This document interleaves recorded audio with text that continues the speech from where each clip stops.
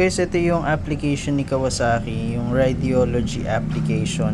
Press and hold nyo lang yung dalawang button dyan. Tapos, lalabas dito yung Bluetooth. Ayan. Bluetooth, click nyo yan. Tapos, turn on nyo.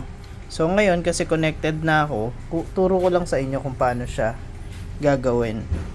So, punta lang kayo dito sa Radiology na application nyo. Tapos, punta kayo ng vehicle, ng home. And then click nyo yung add vehicle dito.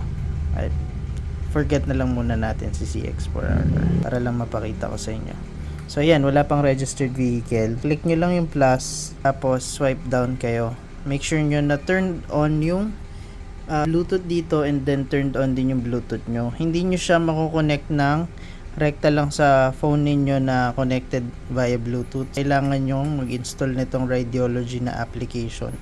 Once yan na, pairing na siya, huwag nyo muna i-close.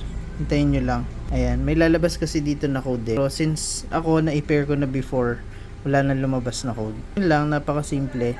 And kung gusto nyo na siyang maglaruan or kalikutin, nandito yung maintenance nyo. Pwede kayong maglagay dyan kung kailan kayo nag-change oil, makikita nyo dito. Napaka-useful na itong application na to. Pati sa tuning, ayan, makikita nyo. Sa akin nakaset yung RPM ko, 16,000 RPM. Yun. Install lang kayo nito guys. Sana nakatulong.